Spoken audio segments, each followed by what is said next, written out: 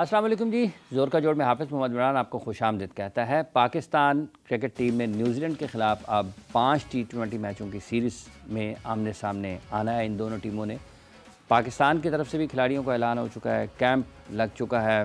कल मोहम्मद अली ने भी गुफ्तगू की, हसन नवाज़ ने भी बातचीत की और फिर उसके साथ साथ अब्दुस समद ने भी अपने ख़यालात का इज़हार किया। ये तीनों लोग पहली मरतबा T20 टीम में मुंतखब हुए हैं।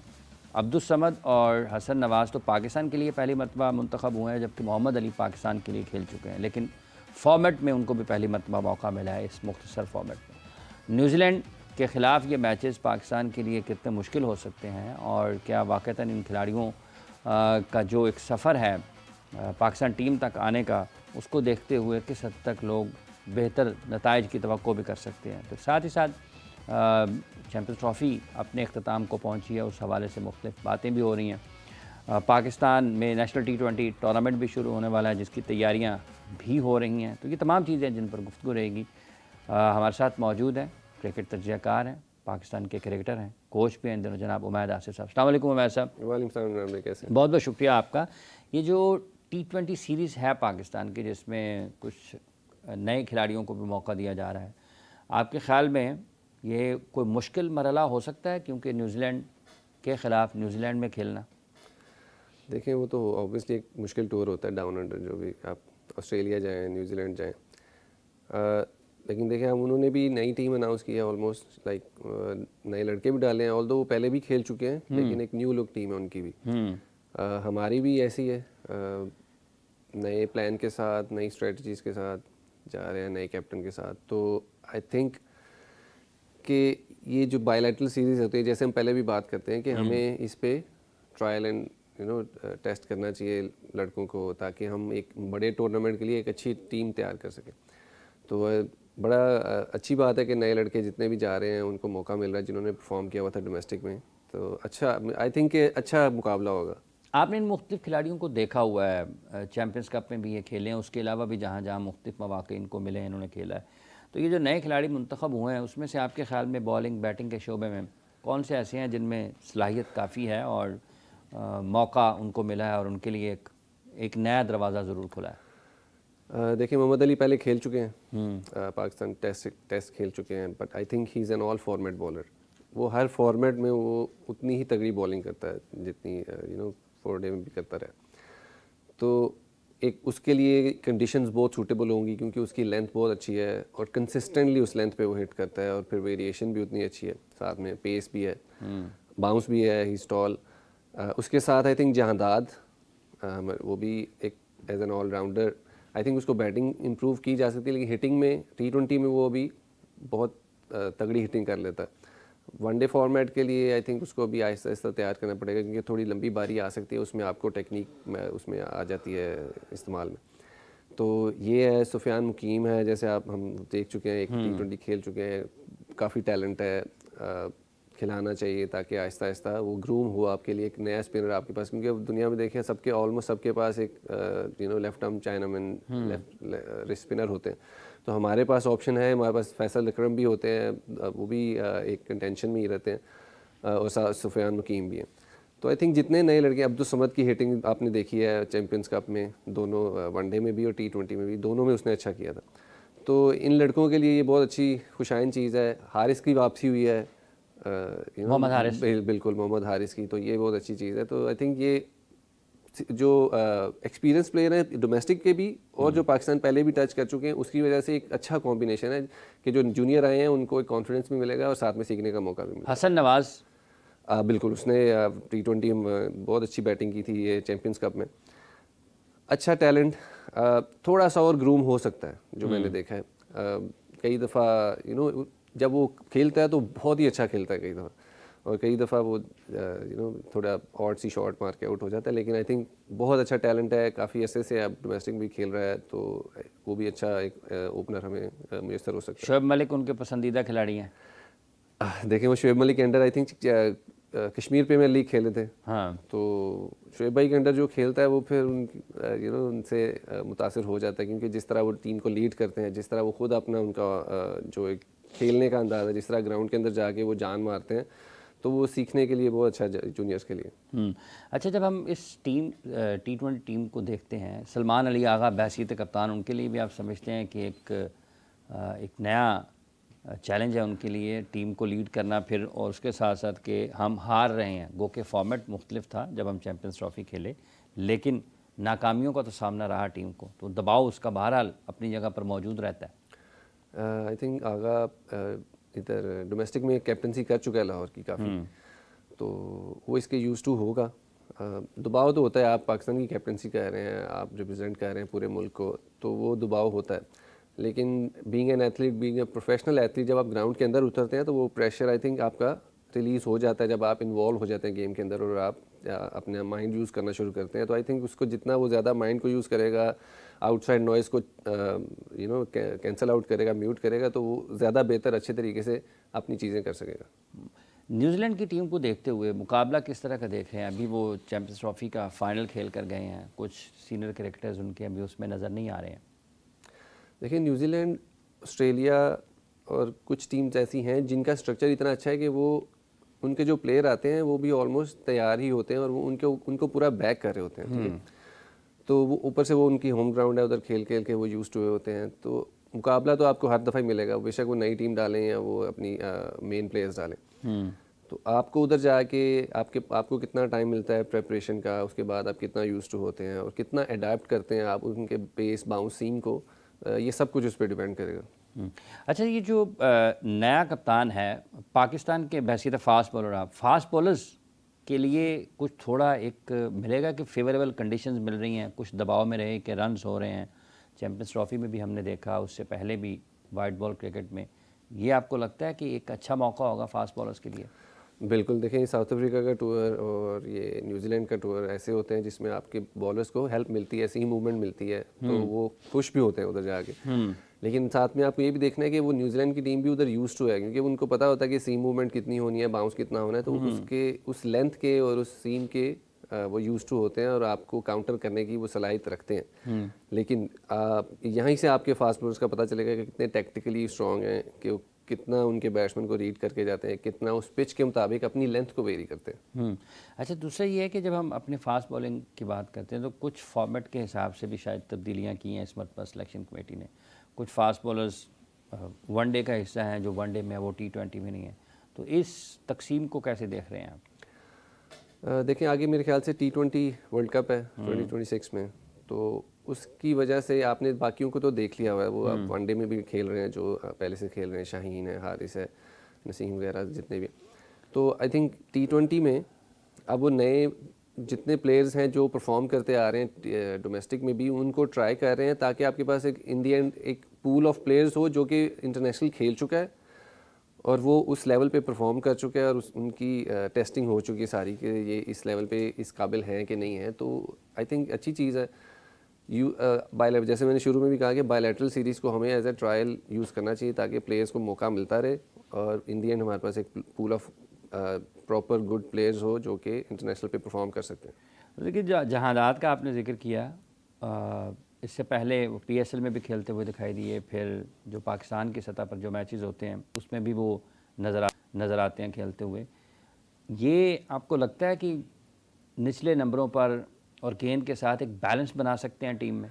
देखिए, T20 में तो स्पेशली ये बहुत अच्छा बैलेंस बना सकते हैं, क्योंकि पाकिस्तान में बहुत कम बॉलर्स हैं दोनों तरफ स्विंग करते हैं। मीर हमजाद है पहले, फिर अब्बास हैं, ठीक है, और ये जहादाद है जो कि नए बॉल से दोनों तरफ स्विंग करता है और अच्छे कंट्रोल के साथ करता है। तो ये आई थिंक हमें एक बहुत फ़ायदा हो सकता है इस चीज़ का, क्योंकि आपको जब ओपनिंग में कभी लेफ्ट हैंडर आता है, राइट हैंडर आता है, तो आपको जब तक आपके पास इतनी रेpertoire ना हो एक एक इंटरनेशनल लेवल पे compete करने के लिए, तो मुश्किल हो जाता है। तो आई थिंक वो एक इंटरनेशनल प्रोडक्ट है हमारे पास जो कि जिसको अच्छे तरीके से अगर हैंडल किया जाए, उसकी फ़िटनेस का ख्याल रखा जाए, तो वो एक बड़े लंबे अरसे के लिए खेल सकता है पाकिस्तान। एहसानुल्लाह भी कैंप में नज़र आए हैं, हसन अली भी बड़ी जान मारते हुए दिखाई दे रहे हैं, तो ये मुकाबले की फ़िज़ा बन रही है फास्ट बॉलर्स के लिए? देखिए, हमें ऐसे तो नहीं सोचना चाहिए, हमें ये सोचना चाहिए कि हमारे पास पूल ऑफ प्लेयर्स हो हमारे पास पीछे भी, ठीक है, उनको हम इस तरह तैयार करें कि हम अगर कोई भी इंजर्ड होता है खुदा ना खास्ता, तो उसका बैकअप हमारे पास पड़ा हो।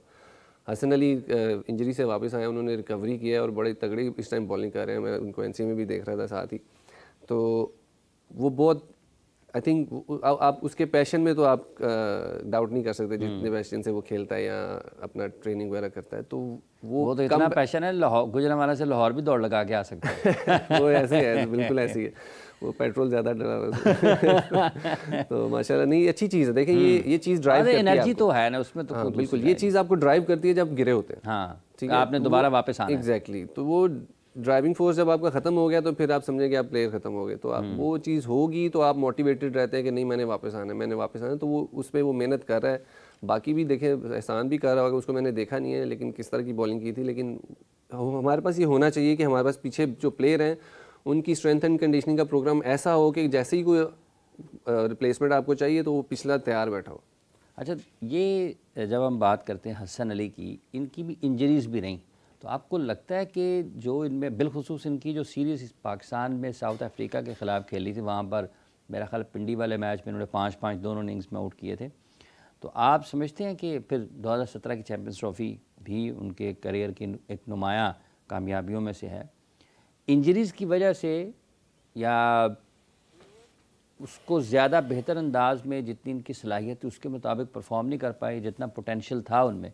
क्योंकि अगर रिवर्स की बात करते हैं तो ये बहुत अच्छे अंदाज में करते हैं। देखें, हाँ ये हमारी ह्यूमन बॉडी है ना, तो जब आप ज़्यादा खेलते हैं तो आप फटीग में जाते रहते हैं, उसी में इंजरीज़ का चांस बढ़ जाता है।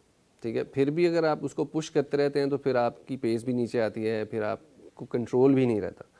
तो आई थिंक ये देखते हुए हमें ये चाहिए कि मतलब अब प्लेयर्स को हम जैसे वो टाइमली यूज़ करें, देख के यूज़ करें। हॉर्सेस कोर्सेज अभी कर तो रहे हैं कि आप जहाँ पे जिस तरह की सीरीज़ है उसके मुताबिक आपके प्लेयर्स यूज़ हों, तो उसी तरह। लेकिन जब उनको ऑफ़ किया जाए तो उनको ऑफ़ करके एकेडमी में ही भेजा जाए ताकि वो एकेडमी में उतनी फिटनेस रिकवर आप वापस ला के फिर से आपके लिए तैयार हों। होता नॉर्मली ये है कि वो रेस्ट के लिए अगर करते भी हैं तो प्लेयर्स को डोमेस्टिक जो लीग्स होती हैं बाहर, उनमें कॉन्ट्रैक्ट्स होते हैं तो वो उनको जाना पड़ जाता है। तो फिर भी अगर ये भी करना है तो उनको मैनेज करना बड़ा ज़रूरी है कि किस तरह वो मैनेज है, उनकी फ़िटनेस कितनी मैनेज हो रही है, वर्कलोड कितना मैनेज हो रहा है। आई थिंक उस वजह से हसन अली थोड़ा बहुत इंटरनेशनल कुछ ज़्यादा खेले उस अरसे में, रेस्ट उस तरह नहीं मिला तो वो रिकवरी उस तरह नहीं कर पा रहे थे, जिसकी वजह से जो उनकी परफॉर्मेंस है वो नीचे आई। बैक इंजरी हो गई ड्यूरिंग ट्रेनिंग सेशन बैक, तो उधर से 2019-20 की जब इनकी इंजरी हुई थी एक मतलब पहले, वो थोड़ा लंबा भी हो गया उनका वो वाला 2019-20 में शायद। बिल्कुल, वो आई थिंक डेडलिफ्ट करते हुए उनको बैक इंजरी हुई थी। तो आई थिंक देखिए वो स्ट्रेंथ वो लड़का है करने वाला जो करना चाहता है। तो अभी भी मैं यही देख रहा हूँ कि वो जिस तरह कर रहा है, जिस तरीके से अपनी ट्रेनिंग कर रहा है, वो बहुत अच्छी चीज़ है। और आई थिंक आपको उसका कमबैक मिलेगा जहाँ भी उसको खेलने का मौका मिलेगा, उसके बाद वो परफॉर्म करके आएगा। अच्छा, ये भी आपको लगता है कि जैसे अगर आपकी रेस्ट नहीं मिला बॉडी को उतना ज़्यादा, अगर आपने क्रिकेट ज़्यादा खेली है, तो फिर जब आप रेस्ट पर हैं नेशनल टीम से, नेशनल ड्यूटी से, तो इसका मतलब ये है कि फिर आप रेस्ट पर हैं, फिर आपको कोई भी दूसरी क्रिकेट नहीं खेलनी चाहिए, ताकि आप अगर इधर से एक फॉर्मेट से आपको आराम मिला है तो जब दोबारा आपको कौमी टीम के लिए आना है तो आपकी दस्तयाबी हो और आप उस दौरान में आराम करें ताकि आप अपनी बेस्ट पोटेंशियल के ऊपर दोबारा पाकिस्तान के लिए खेलें। उस दौरान कोई दूसरी क्रिकेट नहीं खेलनी चाहिए।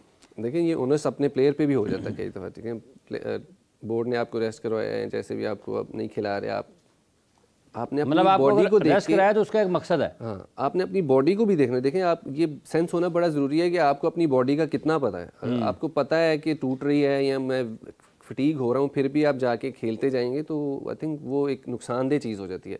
पैसा तो आ जाता है उस वक्त टेम्प्रेरी आपके पास, आपको फाइनेंशियल गेन हो जाता है, लेकिन जो आपका आगे से जो प्लेइंग डेज का जो पीरियड है ना, वो कम हो जाता है। तो इसलिए आपको ये प्लेयर्स को ये सेंस देना, मेंटर्स बड़े इंपॉर्टेंट हैं इसमें। जो मैं ये चैंपियंस कप वाले मेंटर्स की बात नहीं कर रहा मैं, जो आपके अपने वैसी किसी ना किसी का कोई मेंटर होगा, कोई लीडर होगा, कोई कैप्टन, जो कोई भी जिसकी आप किसी से भी आपकी अच्छी बातचीत, ठीक है, उनको ये चीज़ें उनसे डिस्कस करनी बड़ी ज़रूरी है। उनको भी ये इन्फॉर्मेशन हो कि भाई हाँ ये इसको इतना करना है, इसके बाद ये टूट सकता है या ऐसे हो सकता है, इसको कैसे समझाना है, किस तरह उसको ये डील करवाना है इन चीज़ों से कि ये वाली लीग में जाओ, इसमें नहीं जाओ ताकि तुम बॉल रिकवर कर सको। तो ये प्लेयर पे भी बहुत ओनस होता है। हर चीज़ हम बोर्ड के ऊपर नहीं डाल सकते कि उन्होंने करना है, तो प्लेयर ने भी देखना होता है कि अगर आपने 40 तक खेलना है, आपने लंबे अरसे तक खेलना है, तो आपको अपना स्ट्रेंथ एंड कंडीशनिंग प्रोग्राम जो है वो उसको अच्छे तरीके से फॉलो करना होगा, आपको सीखना पड़ेगा चीज़ों को। बाबर और रिजवान नहीं होंगे इस T20 टीम में पाकिस्तान की, जब न्यूजीलैंड के ख़िलाफ़ पाकिस्तान खेल रहा होगा। तो एक काफ़ी वक्त के बाद दोनों T20 टीम का हिस्सा नहीं होंगे। काफ़ी वक्त के बाद ऐसा होगा कि दोनों स्क्वाड में भी नहीं है, प्लेइंग 11 में भी नहीं है और ओपन करते हुए भी दिखाई नहीं देंगे। तो ये किस हद तक उन दोनों के लिए है और किस हद तक जो इनकी जगह खेल रहे होंगे उनके ऊपर एक दबाव आएगा कि परफॉर्मेंसेस तो हैं उनकी इनफरादी तौर पर। देखें, जो मैं टीम्स को देखता आ रहा हूँ पहले से भी, 90s में भी, आगे 2000 में भी, तो जो टीम से निकाला जाता था वो परफॉर्म करके वापस आता था। ठीक है, यहाँ रेस्ट करवाया जाता था तो वो डोमेस्टिक में जाके वो परफॉर्म करके उसी फॉर्मेट में वापस आता था। आपके पास काफ़ी सारी मिसालें हैं, हफीज़ भाई हैं, शुएब भाई हैं, राशिद भाई हैं, मोइन भाई हैं। ये आपस में इनका स्विच होता रहता था क्योंकि वो एक से परफॉर्म नहीं होता था, दूसरा तैयार बैठा होता था, वो परफॉर्म करके बैठा होता था, वो वापस आ जाता था टीम में। जो दूसरा है वो फिर दुनिया अब 2-2 विकेट कीपर खिला रही है। हमने 90s में 2 विकेट कीपर खिलाए हुए हैं। मोइन खान और राशिद लतीफ़ दोनों खेले हुए हैं एक ही टाइम में। ऐसे ही है। देखिए, वो उनकी परफॉर्मेंस होती थी ना, फिर उनको खिलाना पड़ जाता था कि वो नीचे जाते थे, डोमेस्टिक में परफॉर्म करते थे, वापस आ जाते। आई थिंक ये इन दोनों के लिए मौका होगा कि ये नीचे जाके जहाँ पे भी जिस फॉर्मेट में नहीं खेल पा रहे उसमें परफॉर्म करें और कंसिस्टेंटली परफॉर्म करें। आई थिंक ये उनकी मेंटल एबिलिटी के ऊपर भी का टेस्ट भी होगा कि हाँ कितना वो स्ट्रॉन्ग इस चीज़ को लेते हैं कि एक सेटबैक है या एज अ टेस्ट ही समझ लें। तो उसमें वो कितने अच्छे तरीके से इस चीज़ को मैनेज करते हैं, अपना आगे से प्रोग्राम कितना अच्छा लेके चलते हैं कि मैंने उनका एम कितना है कि नहीं तीनों फॉर्मेट्स में ही रहना है और अच्छे तरीके से रहना है और मॉडर्न डे क्रिकेट के हिसाब से रहना है। तो अच्छा, लेकिन ये आप समझते हैं इन दोनों के लिए भी एक चैलेंज है कि अब अगर वापस आना है तो फिर परफॉर्म ऑब्वियसली बिल्कुल। आई थिंक ये है जो नए खेल रहे हैं उनके लिए भी है। ऑब्वियसली उन्होंने अपनी जगह बनानी है। जिनको साइडलाइन किया है, जिनको रेस्ट करवाया, दूसरे फॉर्मेट्स के लिए प्रेफर किया है, उनको भी अगर आपने उन्होंने खेलना है तो उसको बनाना है। जैसे अली की बात करेंगे, वो टेस्ट खेला है, 4 डे कंसीडर कर रहे थे, लेकिन उसने डोमेस्टिक में T20 में भी उतना अच्छा परफॉर्म किया और वनडे में उतना अच्छा परफॉर्म किया, फिर PSL में भी उतना अच्छा परफॉर्म किया, जिसकी वजह से उसका कम बैक T20 में भी हुआ। और बातचीत हमारी हो रही है जी यहाँ पर पाकिस्तान क्रिकेट टीम के मौजूदा हालात के हवाले से और पाकिस्तान टीम की कारकर्दगी के हवाले से। अभी कुछ ही देर में हमें सीनियर स्पोर्ट्स जर्नलिस्ट हैं, स्पोर्ट्स जर्नलिस्ट जनाब खादर ख्वाजा साहब भी ज्वाइन कर रहे हैं। ख्वाजा साहब आएँ, तशरीफ़ रखें, इंतज़ार किसका हो रहा है? जल्दी आए ना ख्वाजा साहब, आप कहाँ रह गए हैं? आपके लिए सारी चीज़ें बदल दी गई हैं, किधर गायब हैं ख्वाजा साहब? क्या रहा है? कुछ नहीं सर। हाँ, इंडिया चैंपियन बन गया है। अच्छा। और हम लोग अभी तक सीख ये रहे हैं कि हमने न्यूजीलैंड में स्पिनर ज़्यादा डाल दिए हैं, तो अच्छा, तजर्बा कर रहे हैं। हाँ, हम बहुत कुछ सीखते हैं। अच्छा। और हम लोग गलतियों से ही सीखते हैं ना। अच्छा, तो पहले गलतियाँ तो सीख लेते स्पिनर तेन ज़्यादा पा लेंगे यार। मतलब भाई साहब, अगर हम ये गिने कि गलतियाँ कितनी की हैं, सीखा कितना है, अगर 1 2 3 4 5 गिनतियों में लिख लो, ये गलती 1, गलती नंबर 2, गलती नंबर 3, गलती नंबर 4, सीखना नंबर 1, सीखना नंबर 2, सीखना नंबर 3, सीखना नंबर 4, तो कहाँ पर आपको लगता है कि ज़्यादा तादाद किस चीज़ की है? ऑब्वियसली अभी तो देखें, जब आप कोई शिकस्त होती है तो फिर गलतियाँ फिर ज़्यादा होती हैं। जब आप जीतते हैं मैच उस पर पर्दा डल जाता है, लेकिन जब स्क्वाड अनाउंस होता है उस टाइम से लेकर आज तक वो एक ही चीज़ है कि आप लोगों ने कॉम्बिनेशन जो है वो क्या रखा है।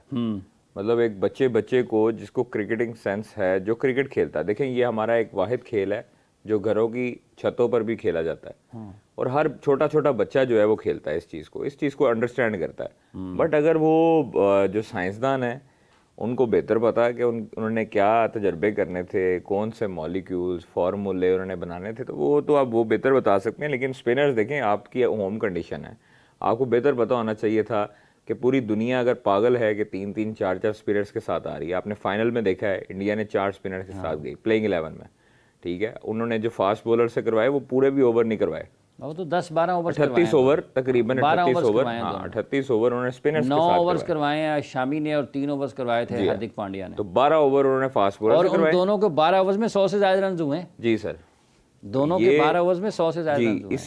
इसीलिए उनको एक तो एडवांटेज था कि वो वहीं पे थे, उसके बाद एक कंडीशन थी, उनको पता था सारी चीज़ों का, उन्होंने स्क्वाड भी उसी तरह मुंतखब किया। अब इनको भी पता था कि ये वाली चीज़ें होती हैं, एशिया में स्पिनर डोमिनेट करता है, आपको पता है सारी चीज़ें, उमैद भाई भी खेले में है, सारा कुछ है, इनको पता होना चाहिए कि न्यूजीलैंड जैसी टीम, ऑस्ट्रेलिया, न्यूजीलैंड, हर टीम ने भाई अपने पास स्पिनर्स रखे हुए हैं। आप एक स्पिनर के साथ अब रखे हैं ना, अब माशाल्लाह हमने ज़्यादा ही रख लिए ये क्या अब हम जो है वो सीख के इतना है कि हमने ज़्यादा ही रख लिए। पता चला है इसका कि क्या है इसकी?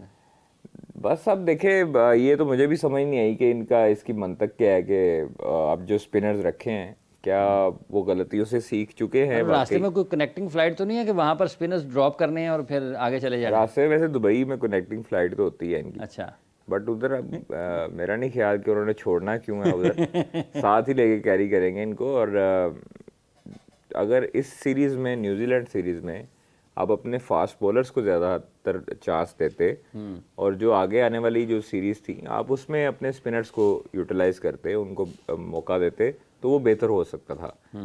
मुझे समझ नहीं आती है कि मशवरे कौन देता है, क्या क्या चीज़ अपनानी पड़ती है, क्या चीज़ देखनी है। लेकिन एक चीज़ ये है कि अगर आकिब जावेद कोच है या कोई भी कोच हो, कम अज़ कम उसको इतना टाइम दें कि वो टीम के साथ अंडरस्टैंडिंग डेवलप कर सके। ठीक है, आप ये ना हो, हमारे अंदर जो है ना वो बर्दाश्त का मादा बहुत कम है, बहुत ही कम हम लोग, हाँ जेन्युइन हम लोग जो है वो इस चीज़ पे बड़ा आग बगोला हो जाते हैं कि रिजल्ट्स जो है वो फौरी तौर पर हमें चाहिए अच्छे। ठीक है, तो रिजल्ट्स आपको, अगर आपने नया टैलेंट शामिल करना है, अगर आपने फिर आपको बर्दाश्त भी करनी पड़ेगी, फिर शिकस्त भी होगी, फिर जीत भी होगी। हारी पाकिस्तान की टीम है और एहतजाज स्पोर्ट्स बोर्ड पंजाब में हो रहा है, ये क्या बात? बहुत ज्यादती है हाफिज साहब। देखिए मैं इस टाइम पे समझता हूँ कि सूबाई वुज़रा में ना सबसे ज्यादा तगड़ा वजीर फैसल खोखर है। ठीक है, क्योंकि उनका आपको पता है कि क्या असर और सूख है खोखर फैमिली का PMLN के साथ और उनके वालिद हैं मरियम के साथ, वो लाहौर के सदर भी हैं, मलक सैफ खोखर लाहौर के सदर भी हैं, बल्कि आई थिंक सो पंजाब के मेरे ख्याल में। तो वो उनका आपको पता है कि एक उनका असर और सूख है, मतलब उनके पास जमात का तंजीमी ओहदा एक मौजूद है। देखें, अगर ये आपके पास वजारत है, मलक फैसल खोखर के पास नो डाउट बड़ा अच्छा आदमी है, बड़ा अच्छा इंसान है, सारा कुछ एक तरफ है, लेकिन जब आप अपने प्रोफेशन की तरफ आते हैं, आप वजारत संभाल रहे हैं, तो आपको अपनी वजारत के साथ बिल्कुल सिंसेयर होना चाहिए और लॉयल होना चाहिए और आपको लोगों का दुख दर्द होना चाहिए। 4 महीने से मलक फैसल खोखर अगर गाड़ी में पेट्रोल ना डलवाएं या खुद खाना ना खाएं या खुद उनका राशन ना आए घर में, तो क्या होगा? कभी अपने ऊपर रख के देखे ना भाईजान। मुलाजिम साल के अंदर अंदर ये कोई दूसरा तीसरा वाकया अच्छा, पहले मैंने खबर चलाई, पहले हमने खबर दी, पहले हमने इनको होश दिलाई। अच्छा, हमने अगर खबर देनी है, हमने होश दिलानी, तो हमें दे दे वजारत, हम संभाल लेते हैं भाई। ये पहले भी हुआ था, वो फोन पे आए भी थे। याद है आपको? फोन वो चीजें हुई। 2 महीने की तनख्वाह तब नहीं थी, वो फिर उन्होंने 2 महीने की तनख्वाहें दी। अब ये बेचारे, इनको गवर्नमेंट ने कहा है कि कम से कम इनकी उजरत जो है वो 37,000 होगी। ठीक है, लोअर स्टाफ की जो भी है। अब वो 32,000 अभी तक दे रहे हैं, और वो भी नहीं दे रहे, सर 4 महीने। हॉकी वालों को भी यही हाल है। 4 महीने देखिए, वो उस इलाके कोई मेरे ख्याल में कोई उधर से चेंज करना चाहिए, हॉकी स्टेडियम भी और स्पोर्ट्स बोर्ड भी और कजाफी भी। अब कजाफी को भी देखे ना, वो रंग लगने शुरू हो गए, हॉकी वाले वहाँ पे कट लगने शुरू हो गए। नहीं, हॉकी वाले रंग लगने शुरू हो गए ना, डाउनफॉल जो आना शुरू हो गया है, आपकी परफॉर्मेंस क्या है, वहाँ पे भी कट लग रहे हैं, क्रिकेट में भी कट लग रहे हैं। वहाँ कट नहीं लग रहे सर प्लेयर्स की फीस कम कर दी गई है, मैच फीस क्या कम करनी है? आप जब बंदे काम नहीं करेंगे, आपको मैच फीस करने की क्या जरूरत है? आपने जो मैनेजोरियल बोर्ड है, जो आपकी पॉलिसियां हैं। अच्छा, इस पे आगे बढ़ते हैं, लेकिन ये जो स्पोर्ट्स बोर्ड पंजाब वाला मामला है, कोई बात हुई है? मेरी देखिए मिनिस्टर साहब से कल बात हुई थी और वो कह रहे थे कि मैं इसको लेकर जा रहा हूँ कैबिनेट में मामला, और वो जल्द जो है वो इंशाल्लाह ताला हमें उम्मीद है कि ये ख़जाना आ जाएगा। ख़जाना बिल्कुल खाली है, तो ख़जाना खाली है तो कम अज़ कम ये ख्याल 4 महीने पहले या 6 महीने पहले जब हुई थी 2 तनख्वाहें लेट, उस टाइम पर क्यों नहीं आया? आप मिनिस्टर हैं, आप उसके बाद आपको तगड़े मिनिस्टर हैं, मतलब सूबाई वज़रा में से आपकी ज़्यादा असर और रसूख है मरीम नवाज से। आप ये गेमें करवाने पर ज़्यादा ध्यान है कि आपकी परफॉर्मेंस आ जाए। कम से कम अपनी परफॉर्मेंस आप अपने एम्प्लॉयज़ से तो रखें जो आपके कारकर्दगी सारा निज़ाम चला रहे हैं। एग्जैक्टली, जो स्पोर्ट्स बोर्ड पंजाब में देख रहे हैं चीज़ें, सारा कुछ है, आप उनका कम से कम एहसास करने कि 4 माह की तनख्वाहें उनको अदा नहीं की गई, तो ये कितना बड़ा जुल्म है। तो मैं अच्छा, अब सड़क की दूसरी तरफ आ जाते हैं। सामने वाली साइड। सामने वाले वहाँ पर भी कुछ लगे हैं, बजट में कट लगा है कि जो T20 मैचेस हैं या फर्स्ट क्लास के मैचेस हैं उनमें प्लेयर्स की जो फीस ही वो कम कर दी गई है? सर बजट कम करने से कुछ नहीं होना, ये नीयतें ठीक करने से सब कुछ होगा। और जो बंदे मतलब हैं ना ही समझिए, बंदे जो हैं वो बंदे आए हाँ वहाँ पर काम करने वाले, और खुशामदी टोला और ये जो है ना उधर जो फिरते रहते हैं एनसीए में आपके खिलाड़ियों का काम है भाई। आप लोग वहाँ पर जो है वो आवाम इतनी अंदर घुसाई होती है, खाना बहुत गुफ्तगू अच्छा कर है रहे ना होते हैं जी। खाना बहुत अच्छा है। खाना छोड़े, खाना तो अब बाहर से भी आता है, खाना तो अब चबुर्जी वाली साइड से भी आता है, खैर छोड़े उसको। लेकिन इन दोनों तो अफ्तार अच्छी करते होंगे ना। हाँ वैसे जी, हाँ जी। किचन बहुत अच्छा है, शेफ़ बहुत अच्छे हैं एनसीए के, है ना ख्वाजा साहब? ठीक है सर, उन्होंने की कही है शेफ ਨੂੰ ਨਾਲ ਭੇਜ ਦਈਏ ਟੀਮਾਂ ਦੇ ਕਿ ਇਹਨਾਂ ਨੂੰ ਖਾਣਾ ਚੰਗਾ ਬਣਾ ਕੇ ਦਿਆ ਕਰੋ, ਬਾਹਰੋਂ सब्जियां ना खाएं। फिर कौन रहा होता है वहाँ? सर सिंपल सी बात है, कल मैंने खबर दी है एक डिस्ट्रिक्ट एसोसिएशन वाली, वो जो आपने देखी डीजी खान वाली। हाँ जी, डीजी खान वाली। वहाँ पर आप देखें कि कैसी छोटी छोटी करप्शन को लाखों रुपए की बना देते हैं, मतलब गेंद की करप्शन है। कुछ और भी डिस्ट्रिक्ट्स के लोगों के ज़िले सर हर जगह ऐसे ही है। आप हाफिज साहब आवे का आवा बिगड़ा हुआ है। एक दफ़ा जो है ना इस पे एक प्रोग्राम हमें करना चाहिए, फुल फ्लैज हमें घंटे का एक प्रोग्राम इसी पे करना चाहिए कि इनकी करप्शन का म्यार क्या है।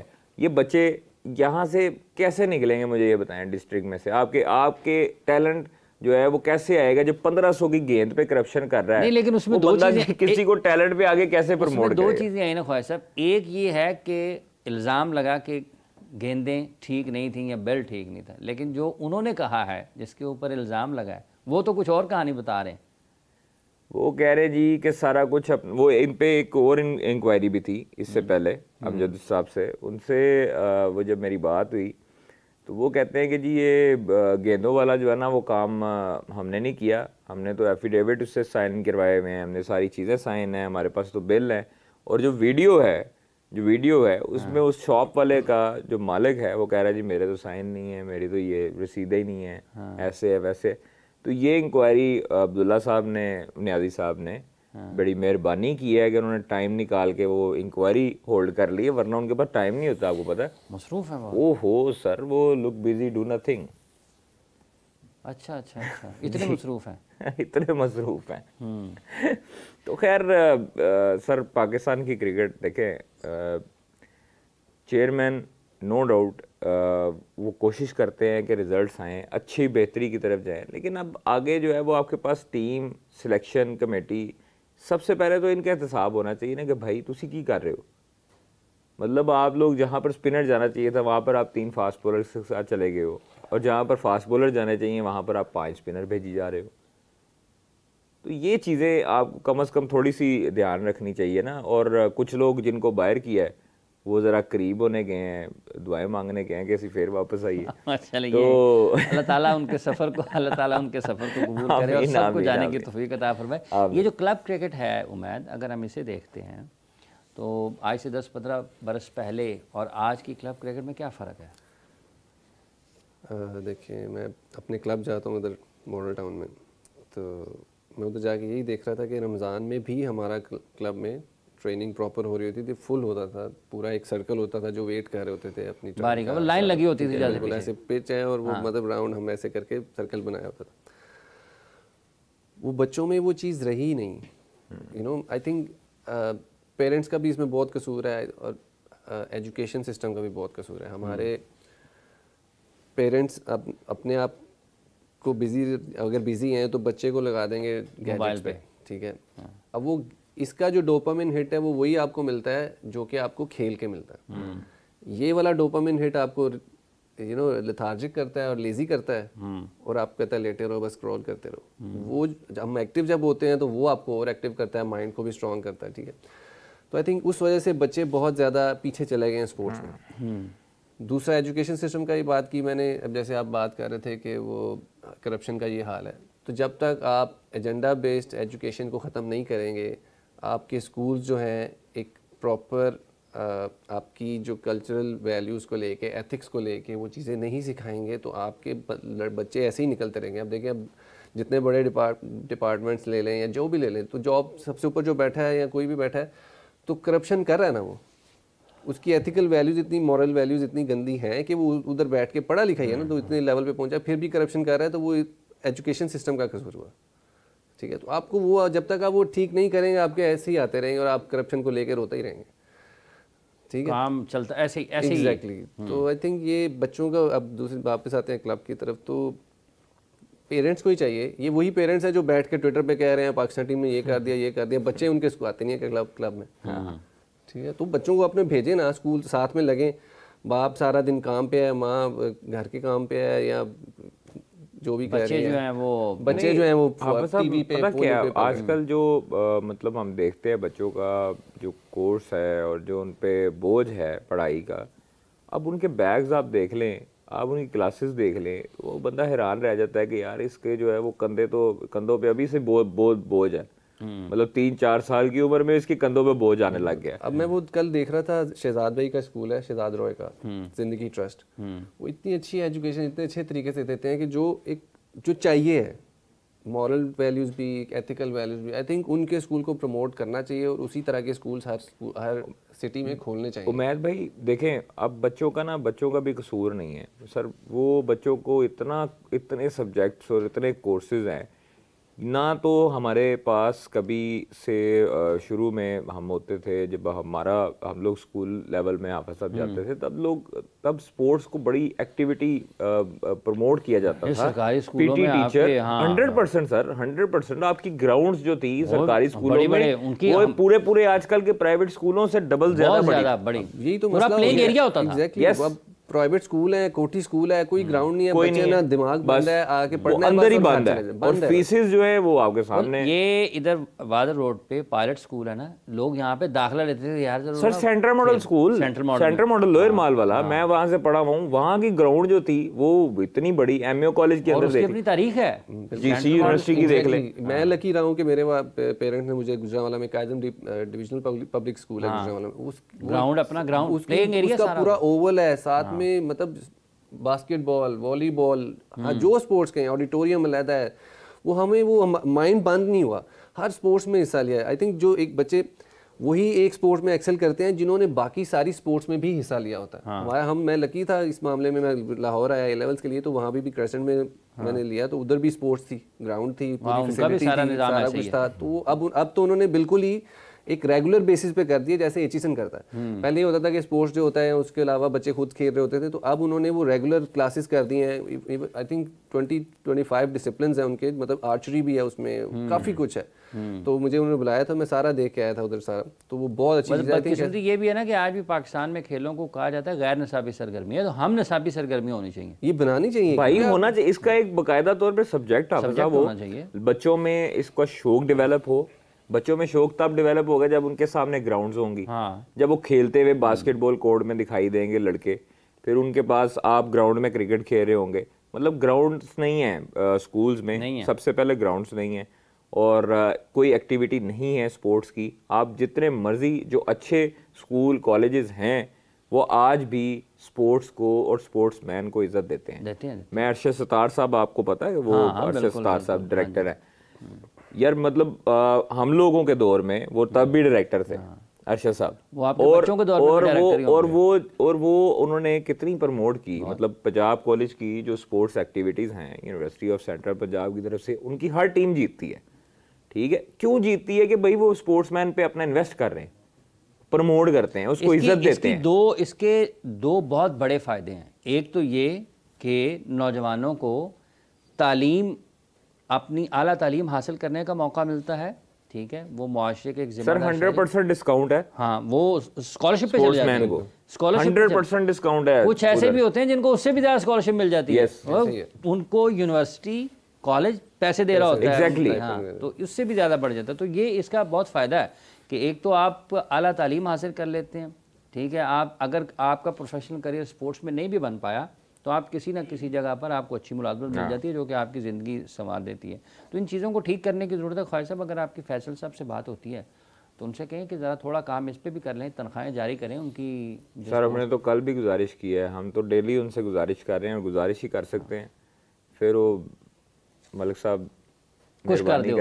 चलें, इससे पहले कि मलिक साहब कुछ करें, हम करते हैं प्रोग्राम ख़त्म। ठीक है, बहुत बहुत शुक्रिया आपका कादर ख्वाजा साहब, उमैद साहब आप तशरीफ़ लाए, आपका बहुत बहुत शुक्रिया। जितने भी लोग हमें देख रहे थे, आप सब लोगों का भी बहुत बहुत शुक्रिया। प्रोग्राम का वक्त ख़त्म हो जाता है, अपना बहुत सा ख्याल रखें, आपसे दोबारा मिलेंगे। अल्लाह हाफ़िज़।